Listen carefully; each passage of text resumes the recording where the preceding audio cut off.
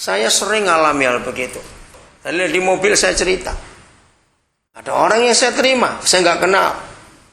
Sekian bulan. Dia menunjukkan sikap yang sangat-sangat bermusuhan. Apa saja yang saya buat itu salah. Tapi dalam 2 minggu terakhir ini dia berubah luar biasa. Saya nggak tahu kenapa dia berubah. Nah, di situ saya melihat kalau kita bisa menerima orang itu apa adanya. Ingat ya hukumnya. Sebab itu terimalah berapa ayatnya? Roma 15:7 loh. Siapa? Terimalah siapa? Roma 15:7. Seorang akan yang lain. Standarnya pakai standar siapa? Sama seperti Kristus Yesus menerima kita untuk kemuliaan Bapa di surga. Inilah artinya kalau kamu mengampuni dosa orang, dosanya diampuni. Saudara, saya boleh berkata untuk kemuliaan Tuhan. Bulan Agustus nanti saya akan mensyukuri 38 tahun saya jadi hamba Tuhan. Nah, selama sekian banyak tahun ini sudah kenyang saya disakiti orang, ditipu orang, dikhianati orang, dibohongin, sudah kenyang. Itu orang-orang yang dekat dengan saya itu berkata, kamu tuh kok gak kapok-kapok? Gini kalau ada orang tanya kepada saya, ya jawab baik-baik. Baik, dengarkan jawaban ini baik-baik. Jadi kamu itu gak pernah takut kalau kamu dimanfaatkan orang? Saya gak jawab, saya jawab balik dulu. Jujur ya, saya bilang itu. Nah, ini saya pun tanya kepada saudara jujur. Ada gak di antara saudara yang gak pernah memanfaatkan Tuhan? Ayo jawab. Ada? Kalau ada angkat tangan, besok masuk koran, di foto. Jujur, ada nggak di antara kita yang nggak pernah manfaatkan Tuhan? Jawab. Loh, saya tanya kok. Ada nggak di antara kita nggak pernah memanfaatkan Tuhan? Atau kasar nggak pernah nipu Tuhan? Ada tidak? Loh, ayo jawab ah. Sok betul. Ya sudah. Jadi kalau saya dimanfaatkan orang, saya nggak merasa sakit hati, karena saya pun pernah bersalah seperti itu kepada Tuhan, dan Dia ngampuni. Kenapa saya nggak mengampuni orang lain? Itu hukum kasih. Jadi saudara, dunia ini akan sembuh kalau kita menerima orang itu. Tadi pagi jam 5 saya mimpin kebaktian, saya bagikan pengalaman ini. Karena banyak orang ingin tahu, karena sebanyak juga sudah tahu. Saudara, kalau ada orang yang saudara pernah kenal, hobinya, masing-masing orang kan punya hobi beda-beda. Siapa pernah ketemu orang hobinya koleksi gantungan kunci? Pernah nggak? Siapa pernah ketemu orang hobinya koleksi perangko? Satu kali saya pernah ke rumah orang, saya kaget. Hobinya koleksi setrika zaman dulu yang gede-gede itu. Pernah ketemu orang seperti itu? Belum lama masuk di metro juga, ada orang hobinya ngumpulin pokoknya bebek, semuanya bebek. Yang satu sapi semuanya. Nah, hobi saya itu mengoleksi orang rusak. Dan itu orang kenal betul saya. Dan saya bersyukur. Jadi buat saya, makin rusak seseorang, saya makin senang cari. Kan begitu bukan kalau orang berburu barang antik? Loh, betul tidak? Dikejar sampai kemana saja. Dikejar. Ini kemarin, sebentar, tanggal berapa anak saya menikah di Semarang? Tanggal 19. Tanggal 20 anak saya menikah, 19 saya sampai Semarang. Saya nginep satu keluarga, saya kaget. Rumah itu gede, kamar cuma 3 karena memang anak cuma 1. Ternyata diisi barang-barang kuno. Nah, terus ada satu alat tempat make up zaman dulu. Kecil sekali, saudara. Kira-kira tingginya itu 30 cm. Lebarnya itu 40 cm tapi 3 laci. Tapi memang cantik sekali. Saya tanya harganya berapa? Hampir 100 juta. Saya pakai segini apa?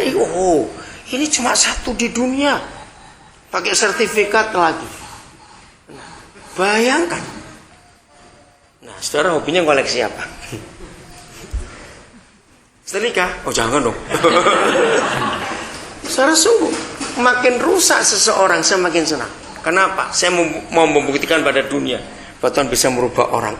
Jadi dunia membutuhkan penerimaan. Sebab itu terimalah seorang akan yang lain, seperti Yesus menerima kita. saudara lihat, secara wajar semua manusia itu sakit kalau ditolak. Jawab ya atau tidak? Betul? Sakit kalau ditolak. Ditolak itu nggak usah yang besar-besar.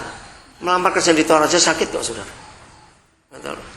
Nah, ketika dunia senang menolak orang karena melihat status, tapi kalau gereja bisa tampil menerima orang apa adanya, dunia sembuh. Saya akan tunggu besok.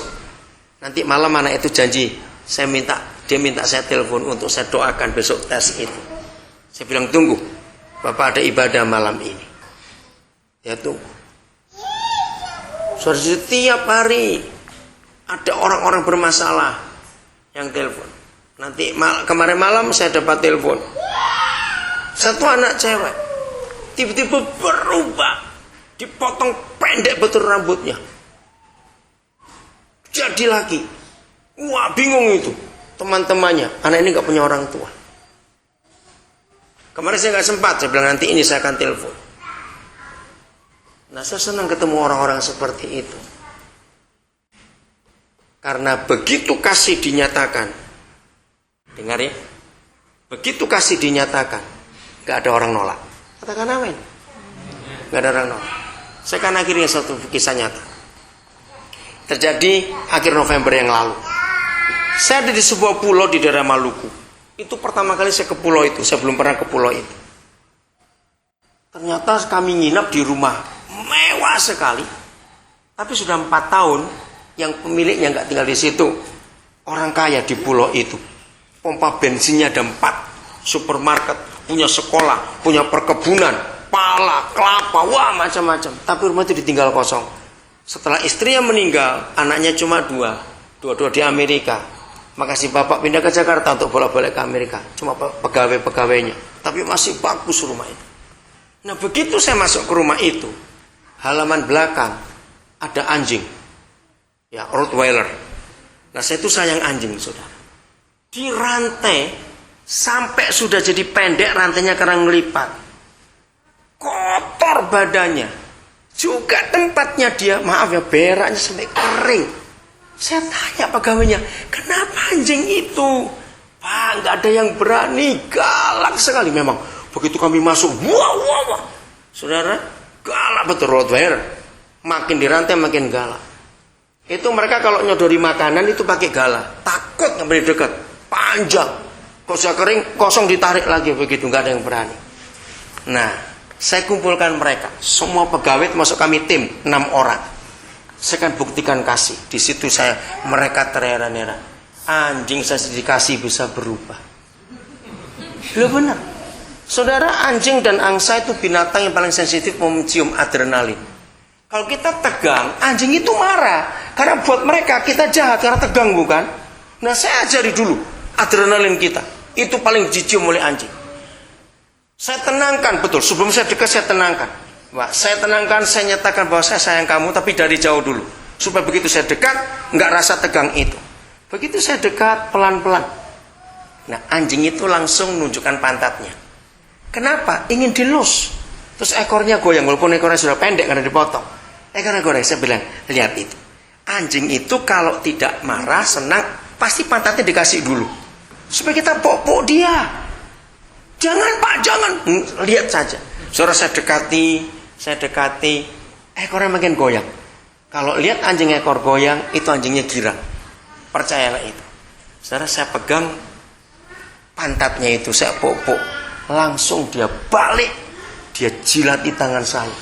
4 tahun gak pernah disentuh orang. Walaupun bau dan kotor, saya main dengan dia. Saya elus, saya rabat. Kan anjing paling suka dibawa lehernya ini ya, dipegang senang. Wah, dia langsung baring.